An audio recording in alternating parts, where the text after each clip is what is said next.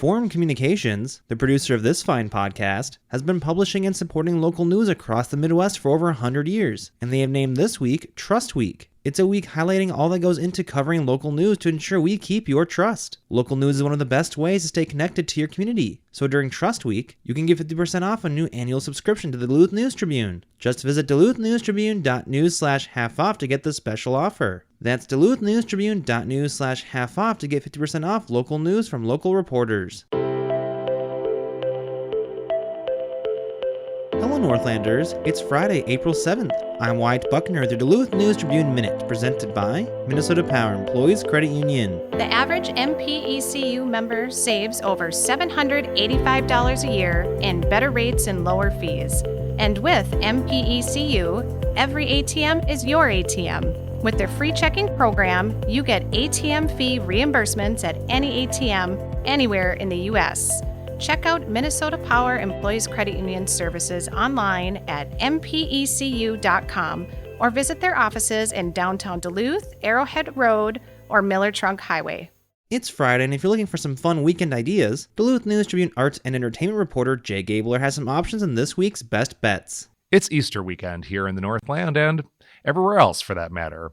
Tonight at First Lutheran Church in Duluth, there's going to be a performance of J.S. Bach's St. John Passion, that being the Passion story, the story of the death of Jesus Christ as told in the book of John in the Bible. It's one of Bach's masterworks, a 1724 oratorio that fuses the composer's Baroque style with a taste of the more florid future, which Bach achieved by way of some Italian-style vocal flourishes.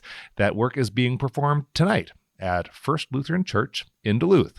Also tonight in Duluth, Social Animals are a band that you might have heard of because they have been around for a long time. They were formed in Cloquet in 2012 and they are blowing up. They released their debut LP last year, self-titled LP, Social Animals, and they are now making what they say is going to be their last Duluth performance in quite a while as they head out on tour to promote this new album. They're at the North Shore tonight, Friday, with Ingeborg von Agassiz opening in a show that benefits Children's Crisis Services.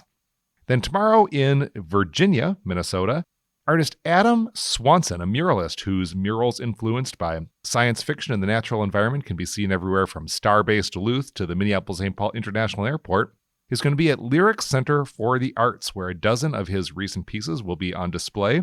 And he's going to be present at a reception tomorrow, and earlier that day, that is tomorrow, he's teaching an acrylic painting class for beginners.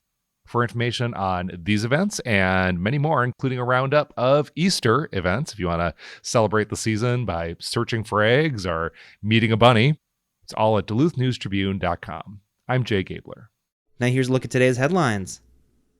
Every inch of snow that's still on the ground from this winter brings the Northland closer to higher flooding risk, and now that snow is about to start melting fast. The National Weather Service in Duluth on Thursday issued a revised flood outlook with increased risk of flooding in many areas due to a record snowpack on the ground and temperatures expected to soar into the 60s next week. Any increased moisture in the form of rain will just make the problem worse, which is what happened in May 2022, causing widespread flash flooding along steep North Shore streams and a record long-term flood event up and down the Rainy River watershed along the U.S.-Ontario border. A slow melt, with temperatures falling back below freezing at night, would help alleviate the flooding risk, as does the current shallow depth of frost, which should allow more water to simply soak into the ground. The key will be how much, if any, rain falls during the melt. This spring, forecasters say there is a greatly elevated risk of flooding along the upper Mississippi River, mostly from Aitkin south. There's also a greatly elevated risk along the St. Croix and Chippewa rivers in Wisconsin. Elevated flooding possibility also exists on the St. Louis River west of Duluth and, while likely not as severe as 2022, along the Rainy River watershed up north. Duluth has received 131.7 inches of snow so far this year, the third most on record, with 30 inches still on the ground. There's only been that much snow on the ground in April 4 other times since 1948.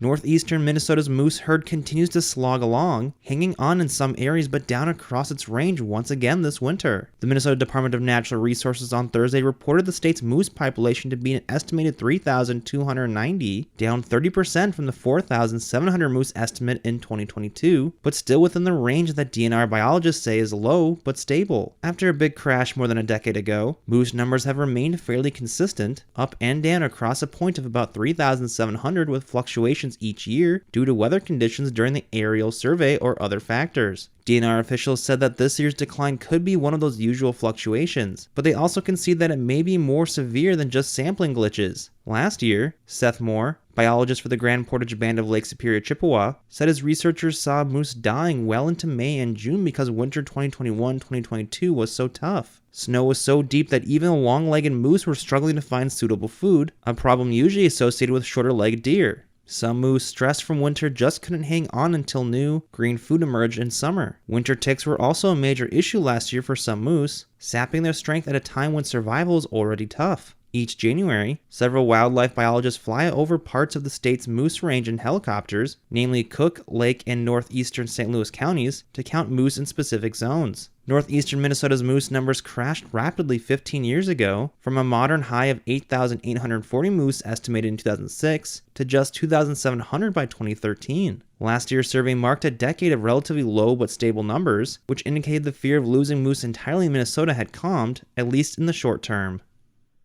Now here's a look at your forecast, brought to you by the News Tribune's Northlandia podcast. Weather for the Duluth area today, looking at mostly sunny skies, temperatures in the mid-30s. A bit of a breeze picks up going into the weekend, but temperatures will be warming up, getting into the low 40s with mostly cloudy skies for Saturday. And then for Sunday, chances of rain, but temperatures getting into the low 50s. I'm Storm Tracker meteorologist Robert Pointer. Thank you to the Northlandia podcast for their support. The weekly podcast explores curious and unique stories here in the Northland. In this week's episode, reporter Joe Bowen takes us to a museum in Two Harbors that chronicles 3M's rocky beginning on the North Shore. You can find that episode Saturday at duluthnewstribune.news or wherever you also get this podcast. Reporting for today's episode was done by John Myers and Jay Gabler. Thank you for listening to the Duluth News Tribune Minute. Have a great weekend, and we'll see you back here Monday.